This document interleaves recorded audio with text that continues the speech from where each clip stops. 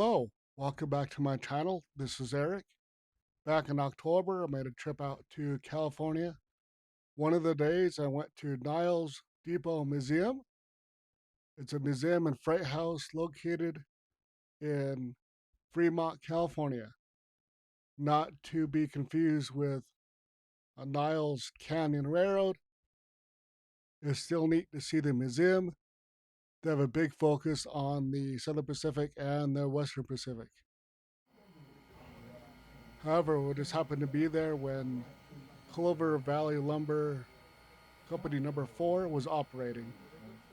It's a Baldwin 2662 tank engine. It's the first articulated tank engine I've seen, so it's kind of interesting. Built March 1924, and it's been in service there in Niles, California since 2012.